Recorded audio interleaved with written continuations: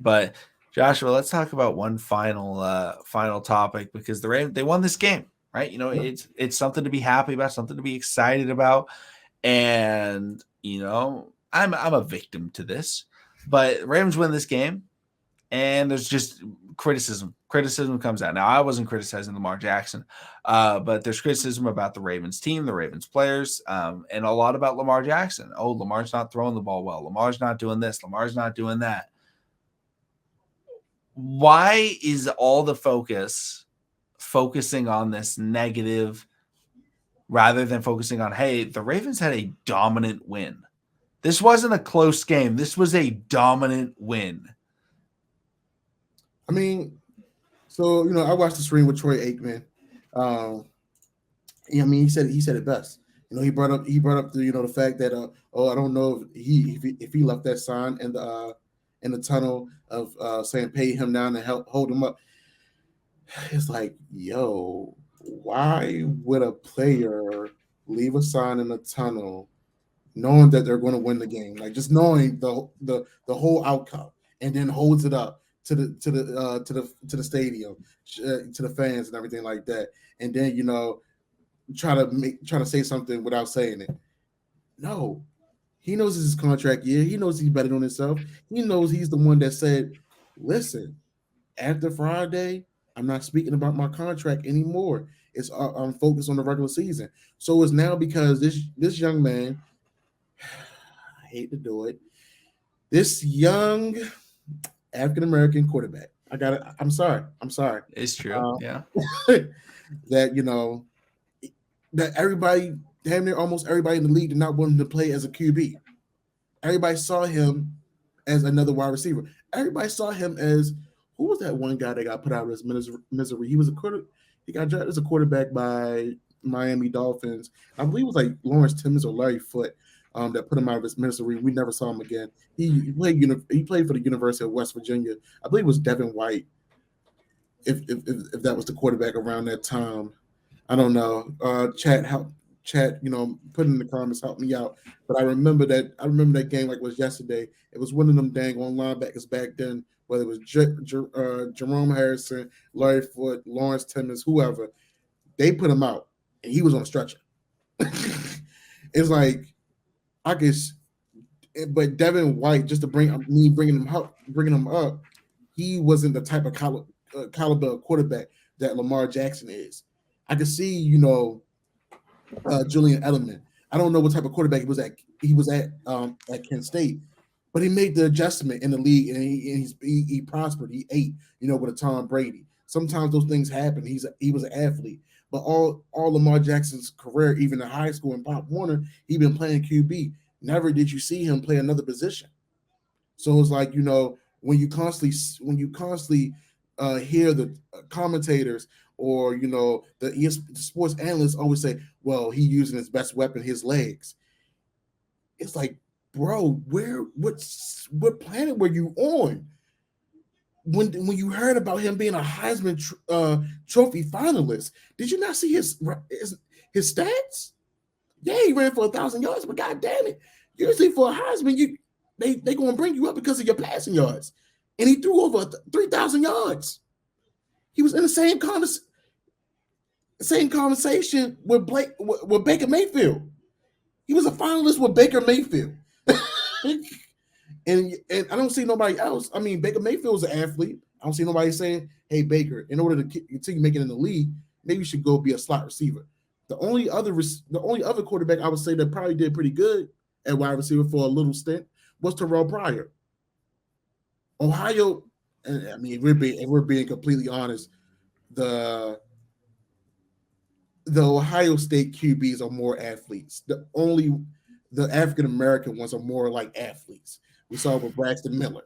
The only one that recently is doing his thing but struggling is Justin Fields, because we knew he was a QB. So Yeah. I mean, it's the narrative. Him not having an agent, him being in his last contract year, him betting on himself, him continually saying he wants to be a Super Bowl winner. You know, let's go another. We can take another step further. The goat that's out here, short arming throws now, um, and going through his finalization of his divorce, said to him, "You're up next." So he's constantly getting all this pressure. He's changed the NFL in a little bit of ways. I mean, they just brought back a resurgence of the 49ers offense with Gregory Roman and company. So I mean, it's like, yo, y'all used to this humble guy, not saying too much, always giving praise to his guys. But as soon as he throws his helmet out of frustration, he gets in his teammate's face. How many times have you saw Peyton Manning get into the face of Jeff Saturday? How many times have we seen Tom Brady break the Microsoft tablets and they had to continually get a new one, or get into his office alignment? When do you say, "Hey, that's the team's leader"? If the guys are not doing right, if the guy's not running the correct route, when do the team leader say, "Hey, what are you doing? If you see me moving this way, if I'm telling you, if I'm pointing to go here, meet me here, I'm going to throw it to you, be there." I don't see no problem with that. That's him just being in the moment of the game. That's him being, motivated, excited. I see no problem with it. I've seen every other leader QB do it. How we done seen Jalen Ramsey get into a fight with Kyle Fuller in the middle of the game, and they still played and got the W. So I don't see no issue. Yeah, and I saw on Undisputed today they were talking about it. Lamar Jackson spikes ball at offensive line, or throws ball at offensive lineman. One, Lamar Jackson spiked the ball straight down, which is what quarterbacks do when you get like you spike it into the ground. Yeah. He happened to spike it and it bounced awkwardly and then flew at Ronnie Stanley, like totally changed direction. He did not like throw the ball at Ronnie Stanley's head. And Joshua, you brought it up. He's been yelling this year. He's been vocal. He's been energized. And he has that type of, I think that's a good thing for the Ravens, is having a guy that is that, motivated to win. That he's pushing so hard for perfection. We've seen him, he got up in Patrick Ricard's face. Hey, don't make that mistake. Yeah. We can't be doing that, because he knows that when you're trying to win a Super Bowl, when you're trying to win in the playoffs, when you're trying to get that positioning, mistakes hurt you. And if we get rid of those mistakes now, then it's going to be better off for it. And actually, it was funny because Ronnie Stanley was the one that I saw tweeted out about Colin Cowherd. He was like, "Oh yeah, sure." Like they're just talking. Yeah. Because they're talking like Ronnie Stanley's not going to take this kind of disrespect, or like it's like, dude, what? Like, yo, you're an offensive lineman. Your job is to block for me. Do your damn job. I'm sorry. Yeah, just do your damn job. I know you as a team leader on that offensive line. You're trying to calm me down. I'm like, yo, bro, no, we can't have this. It's like he even almost flipped out on John Harbaugh. I think it was like 3rd and 2, and he called the timeout in the second half. Yeah, I mean, it's just a situation where like I said, the Ravens are pushing for perfection. They're pushing for the right. You think of Remember the Titans. That's what Coach Boone is asking for. Yeah. Is perfection. Yeah. Because if you're going to win a championship, you have to be perfect. You have to be perfect in the postseason. You can't lose a game there. Mm-hmm. When you have game-winning drives, you have to be perfect. When Justin Tucker has a game-winning kick, it has to be perfect. The snap, the hold, the kick. So making sure, and so that's why we criticize things that go wrong even in the wins. Hey, Chuck Clark, you're not giving 100% effort on that tackle. Hey, I know that's the recent example that I can think of, but there's other times. Hey, Lamar Jackson, you missed that pass. Yep. Hey, Isaiah Luckley, you dropped some passes. Yep. Hey, Marcus Peters, you went out there and stopped playing defense like midway through a play, and they almost threw a touchdown, but he missed the throw. We can't have that. Not because it almost messed up that game, but because if that mistake happens in another game, it could ruin it for there. Agreed. Right? If you're up by, 25 with 5 minutes left in an NBA game, and you just start going for windmill dunks and you're missing, your coach is going to yell at you. even if you make it, it's like, hey, that's not what we're trying to practice. We're trying to practice how to be perfect. And if you're going to be perfect, you can't be doing things that are unnecessary, and you have to be sticking to the fundamentals. You can dunk the ball. You can celebrate when you score that touchdown, right? Yeah. But don't go out there and trying to get too fancy. Don't go out there trying to do new things.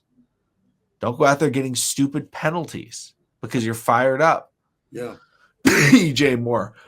Sorry, excuse me. I don't know where that came from. Hail Mary catch. Throws the helmet, 15 yards, misses game-winning field goal. That's the type of mistake where it's like, if that happens to the Ravens or something like that happened to the Ravens, I bet every coach in the NFL said, hey, let's watch this play. And every wide receiver said, oh, yeah. But if I did that, I'm taking off my helmet too. I'm about to say, we all know some people get pick and choosy because Travis did it on Sunday night. That's true. They didn't call it. Some guys do it and some guys they don't. But it's not worth it. The taunting, the pointing the finger. I actually saw Lamar Jackson had a run to the right side and Morgan Moses hit a big block. I saw him turn around and I saw him go, like, he looks at the guy on the ground and goes, like, nope, like, you're not doing that today. And that's the physicality where it's like, hey, make sure that it's, you're doing it in a way that's legal. Make sure that's not, you're doing something where you're going to get a flag. Adafe's had some problems with these roughing the passer calls on big downs. It's reduced. Like, that's the thing that we're trying to work towards. So, like, yeah, the criticisms come out, but if you guys ever played sports, and you get into the film room, even after a big win, you don't focus on the good things. Like, yeah, you say, hey, this was great execution here, but you show it once. Maybe you show it twice and you say, the way that you came back and hit this block. And then they show, maybe there were 5 bad plays that whole game. You're going to spend 2 hours on those 5 bad plays and 2 hours on all 55 other plays of the entire game because you're trying to correct. You're trying to fix. You're not trying to say, oh, yeah, that was great. Everything is perfect. It's like, it's not perfect. Especially watching Coach 30. We everybody, if y'all don't like football as much as McConnell and myself do, y'all haven't watched Coach 30. It's comical. He's comical. Love it, man. Yeah, I mean, it's just going to be something where, like, we're going to be critical after games, typically not towards like random things like that don't matter, like the national media does. But Joshua, is there anything else that you think we should talk about, in today's segment or today's episode? I mean, I just want people to know, like, we're not oblivious to what Lamar does and doesn't do. We know sometimes he DTMs. We've addressed that many times in previous episodes. If y'all haven't checked it, always go back and watch, and then and share it to a friend, family member, whoever it may be. But us being Ravens fans, we're gonna always try to give y'all that content y'all want. Thank y'all for submitting those questions to us, and man, y'all have a good night, man. Absolutely. All right, everyone. Thank you so much for listening. If you're listening on the podcast platforms, make sure to follow, make sure to like the podcast. If you could leave a review, that'd be really appreciated. If you're watching on YouTube, go check out the podcast. Let us know in the comment section down below what you guys are thinking. It's the bye week, so we're not going to have a big stream this week. We may stream at some point, just to get a stream out there because we're not doing one this week. But no pregame, postgame stream or anything like that. So let us know. What do you want us to talk about in the bye week? Thank you so much, and we'll see all of you again next time.